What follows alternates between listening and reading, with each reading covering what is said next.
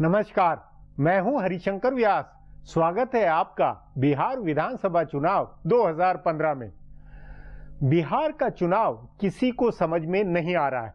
यहां तक कि सर्वेक्षण करने वाली तमाम एजेंसियों में भी अलग अलग राय है। कोई ट्रेंड नहीं पकड़ पा रहा है। भाजपा गठबंधन और महागठबंधन के बीच कांटे की लड़ाई है। कभी आरक्षण की बहस से पलड़ा महागठबंधन की ओर झुकता है तो गोमांस की राजनीति पर भाजपा का पलड़ा भारी दिखने लगता है। कभी लालू और नीतीश का जादू चलता हुआ दिखता है तो कभी नरेंद्र मोदी का करिश्मा और अमित शाह का मैनेजमेंट जीतता हुआ दिखने लगता है। इसी चुनावी शोर में मुख्यमंत्री नीतीश कुमार बहुत कायदे से अपनी साफ सुथरी और कामकाजी नेता वाली इमेज लोगों के बीच रख रहे हैं। वे अपनी गुडविल पर वोट मांग रहे हैं।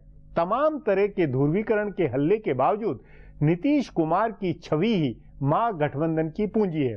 तभी वे बार बार अपने काम की तुलना नरेंद्र मोदी के कामकाज से करना चाहते हैं। वे यह भी चाहते हैं कि गुजरात मॉडल को लेकर उनसे बहस हो।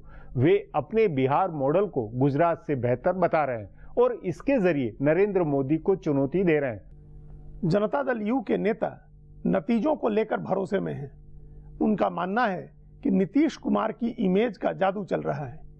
बिहारी बनाम बाहरी का मुद्दा भी वे हिट हुआ मान रहे हैं। इसी तरह महंगाई और नेतृत्व का सवाल भी लोगों के दिमाग में बैठे होने का उनको भरोसा है।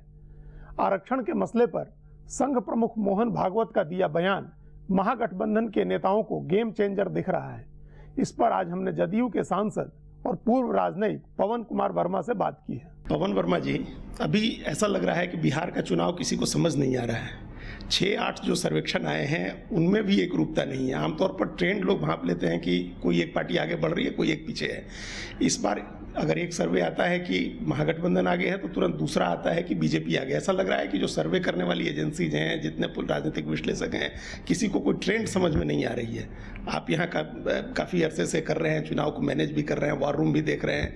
आपका क्या असेसमेंट है? आपको कुछ समझ में आ रहा है? महागठबंधन 2/3 की मेजॉरिटी से जीत रहा है और अगर आप सर्वेक्षण भी देखें उसमें आप देखेंगे ज्यादातर महागठबंधन को बढ़त दिखा रहा है, सिवाय कुछ ऐसे एक सर्वेक्षण के जो मैच फिक्सिंग के थे।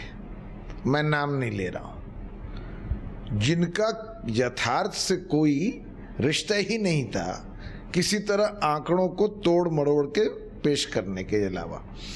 तो वैसे आप बात करें, जमीनी स्तर पर देखें, सर्वेक्षण के स्तर पे देखें, लोगों से बातचीत के स्तर पे देखें, ये देखिए कि कितनी भीड़ किसकी रैली में आ रही है, तो आपको साफ जाहिर हो जाएगा कि महागठबंधन की इस वक्त बढ़त है। तमाम चीज़ें जो है वो आंकड़ों की बाजीगरी है। चाहे जो आपका गठबंधन बना वो भी आंकड़ों के आधार पर बना कि हम 3 पार्टियों का वोट जोड़ करके 44% होता है तो हमारी बढ़त है। तो आप उन आंकड़ों के आधार पर कह रहे हैं या कोई आपका असेसमेंट है इंटरनल? एक तरफ नीतीश जी मुख्यमंत्री जिस महागठबंधन के बनने वाले हैं, उस तरफ आपके सामने सुशासन का प्रमाण है, वहाँ पे आर्थिक विकास का प्रमाण है, वहाँ पर सामाजिक न्याय हमारे लिए एक बहुत अहम मुद्दा है। और ये सारी चीज़ें एक ऐसे माहौल में जहाँ सामाजिक और धार्मिक सौहार्द हो। अब बीजेपी अगर विकास का मुद्दा लेके चलती है तो कहीं ना कहीं उसकी लकीर छोटी पड़ रही है। जो बढ़त है बतौर मुख्यमंत्री के दावेदार नीतीश कुमार को, वो बढ़त महागठबंधन को नहीं है। ये दोनों चीज़ें अलग अलग हो जा रही हैं। इंडिविजुअल नीतीश कुमार की पॉपुलैरिटी ज़्यादा है और महागठबंधन के कैंडिडेट्स और उनके जीतने की जो संभावना बताई जा रही है वो कम है। ग्राउंड लेवल पर भी ऐसा लग रहा है, क्योंकि हम लोग खुद भी कई गाँव में गए और कई विधानसभा क्षेत्र में गए, लोग उस पर चुप हो जा रहे हैं या कह रहे हैं कि वो ठीक नहीं किया नीतीश जी ने। हमारे पास नीतीश जी हैं जो आज भी बिहार प्रदेश में सब लोगों के पहली चॉइस है मुख्यमंत्री के लिए। उसी तरह से जो दूसरे हमारे कांग्रेस हो चाहे राजद हो, वो अपने प्लस पॉइंट्स उस गठबंधन में लाती है। और मैं इस बात को नहीं मानता हूं कि महागठबंधन किसी एक पार्टनर के वजह से कमजोर हुआ है। मैं समझता हूं गठबंधन और मजबूत हुआ है तीन पार्टियों के मिलने से। गठबंधन मजबूत होने का आप क्या असर देख रहे हैं? जैसे बीजेपी, आपने पहले कहा कि जब वो विकास पर जाते हैं, विकास की बात करते हैं, तो उनके पास करने को नहीं है। तो क्या ऐसा है कि आपका गठबंधन विकास के मामले में भी आपके दावे मजबूत हैं, गठबंधन का वोट परसेंटेज मजबूत है, इस वजह से कुछ दूसरे उपाय किए जा रहे हैं बिहार में, मतलब बीजेपी की तरफ से? देखिए, बीजेपी की चुनावी स्थिति निराशाजनक है, वो हताश है। दिल्ली में परास्त के बाद वो चाहती थी कि किसी भी तरह से साम दाम दंड भेद के इस्तेमाल से बिहार को जीते, पर अब दिख रहा है कि वो हार रही है, चुनावी नैया उसकी डूब रही है। ऐसे परिस्थिति में मुझे निजी स्तर पर एक खौफ है कि जीतने के लिए वो कोई भी जरिया इस्तेमाल करें जो कि या तो अनैतिक हो, या कानून के खिलाफ हो, या असंवैधानिक हो। मैं नहीं कह रहा कि ये करेंगे, मुझे ऐसा कभी कभी लगता है। एक पिच पर ले गए लालू यादव जी चुनाव को कि अगड़ा बनाम पिछड़ा की लड़ाई होगी, फॉरवर्ड बनाम बैकवर्ड की होगी, उन्होंने कहा, चुनाव आयोग ने उसका संज्ञान भी लिया। उसके जवाब में क्या बीजेपी सांप्रदायिक ध्रुवीकरण की कोशिश कर सकती है या करती दिख रही है आपको? आपने प्रधानमंत्री के भाषण सुने? उन्होंने कई चीजों की उनमें चर्चा की जिसमें सांप्रदायिकता की मुझे बू आती है। वो भाषा अभद्र थी मेरे समझ से, अशोभनीय थी उनके पद के व्यक्ति के लिए जो गरिमा उस पद की है। किसी को शैतान बुला देना, कौन क्या खाता है क्या नहीं खाता उसकी बात कर देना, एक कम्युनिटी यदुवंशियों की इस तरह से बात करना। ये नहीं लगता है कि आपकी तरफ से भी कोई आदमी ऐसा कर रहा है, इसके जवाब में उधर से भी किया जा रहा है? ऐसी स्थिति नहीं है?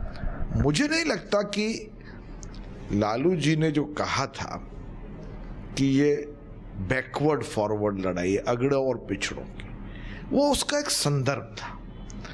एक वक्तव्य आया लिखित मोहन भागवत का, आरएसएस के सरसंचालक का, कि आरक्षण के मामले की समीक्षा होगी।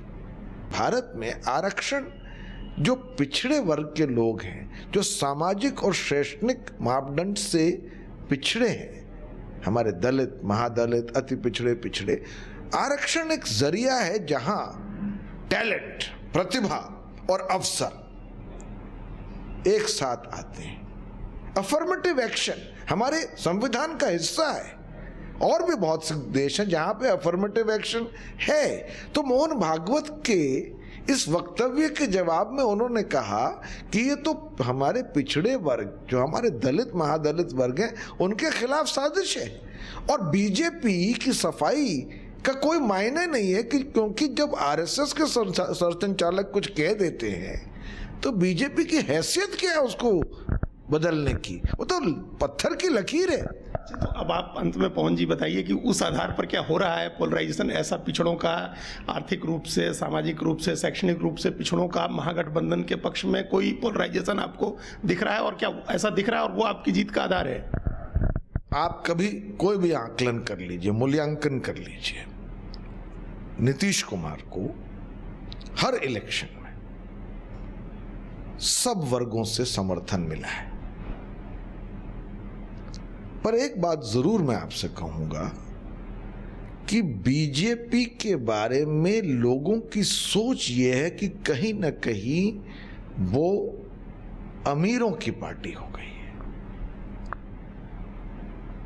60-गांठ कैपिटलिज्म, क्रोनिक कैपिटलिज्म की पार्टी हो गई है। पॉलिटिकल गेन आप देख रहे हैं? बीजेपी के लिए भी एक गेन है कि शायद वो समझ पाए कि हिंदुस्तान में, भारत में विकास और सामाजिक न्याय एक ही पहलू के, एक ही सिक्के के दो पहलू हैं। अब कुछ भूल गए हैं, शायद उनके लिए भी इसमें कुछ इजाफा है अगर आगे के लिए सीख ले ये बात। और हमारे लिए ये लड़ाई सिद्धांतों की है। अगर हमें जन समर्थन है, हमारा जन आधार है, तो वो सिद्धांत के ऊपर आधारित है। पवन जी, हमारे साथ बातचीत करने के लिए बहुत बहुत धन्यवाद। हमारा प्रोग्राम अब यहीं खत्म होता है। आग्रह है कि प्रोग्राम पर अपनी राय hsvyas@nayaindia.com पर ईमेल करके बताएं या hsvyas के मेरे अकाउंट पर ट्विटर करके जाहिर करें। अब कल फिर मिलेंगे इसी चैनल पर इसी समय।